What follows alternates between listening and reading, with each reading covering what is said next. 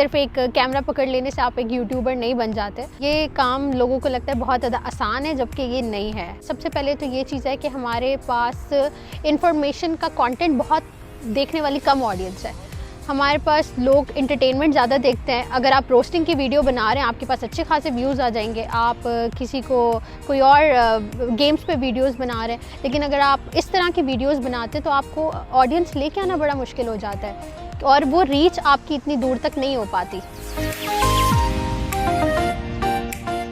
जून 28 पे एक लड़ाई शुरू हो गई थी दो कबाइलों के दरमियान। वो जो लड़ाई थी वो स्टोरी मैंने मुकम्मल कवर की थी, करीबन उस पर मैंने 6-7 वीडियो बनाई थी और वो बहुत वायरल भी हुई थी। वो जो मसला था उसकी वजह से फिर मुझे बहुत काफ़ी मसले मसाइल भी आए, मुझे जेल जाना पड़ा, मुझ पर एक FIR हुआ।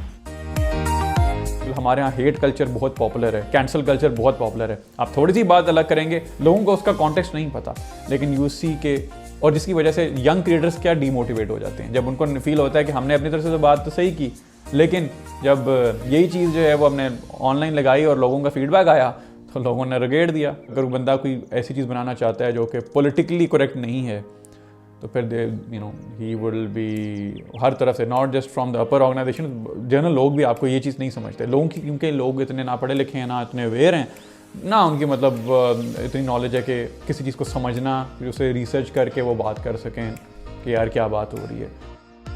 बीइंग अ फीमेल मुझे ये प्रॉब्लम आती है कि मैं अगर कहीं पे अपना कैमरा उठा के चली जाऊँ तो वहाँ पे लोग बहुत ज़्यादा स्टेयर करने लग जाते हैं, क्योंकि हमारी सोसाइटी का ये कल्चर है कि आप ओपनली मैं नहीं कर सकती। अगर मैं बाहर जाऊँ तो ओपनली मैं व्लॉग्स नहीं कर सकती, क्योंकि मुझे सारी देखना पड़ता है कि कहाँ पे ऐसे लोग नहीं होंगे जो मतलब स्टेयर करेंगे, जहाँ पे कम पब्लिक हो। तो पब्लिक के अंदर आप वीडियोस बनाते हैं तो आपको बहुत ज़्यादा मसले मसाइल होते हैं। लोगों को लगता है इस पे अर्निंग बहुत ज़्यादा आसान है, लेकिन अर्निंग के लिए आपको एटलीस्ट जो है वो 1 लाख पहले आपको अपने सब्सक्राइबर्स चाहिए होते हैं, जो कि आपको करने में बहुत ज़्यादा टाइम लग जाता है। जैसे मैंने आपको पहले बताया कि इसकी रीच बहुत ज़्यादा कम है, तो इस वजह से इतने लोगों तक आपका कंटेंट नहीं पहुंच पाता। ये बात भी है कि अभी भी वो जो स्टिग्मा है सोसाइटी का, जो एक्सेप्टेंस नहीं है अभी तक। अगर लेट से मैं आज आपको कहता हूँ, एक बच्चा कहता है जी अब बढ़ के मैं बड़ा होकर यूट्यूबर बनूंगा या कंटेंट क्रिएटर बनूंगा, तो माँ बाप जो है ना उसे कहेंगे बेटा तू ज़रा 2 मिनट साइड पे बैठ, ठीक है, हम तुझे बताते हैं क्या तू बनेगा। तो हाँ, एक्सेप्टेंस इज़ नंबर 1 मेरे ख्याल से।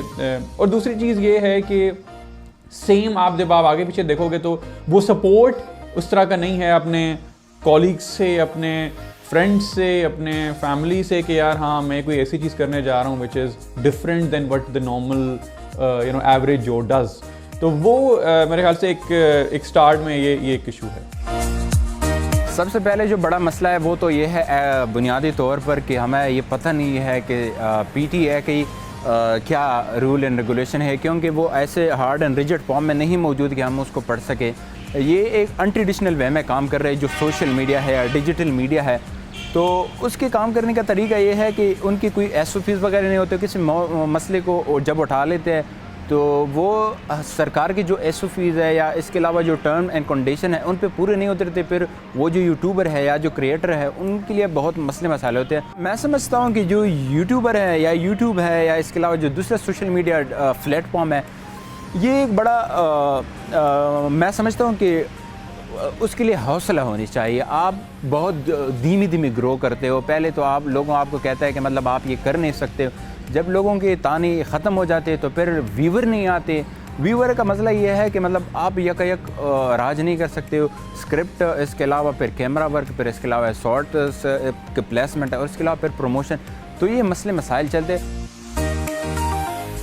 It's a very lengthy process और इसमें सक्सीड करने के लिए एक चीज़ आपको बस ज़हन में रखनी है यार कि हाँ मैंने लॉन्ग टर्म सोचना है, शॉर्ट टर्म गोल्स पे नहीं मैंने फोकस करना।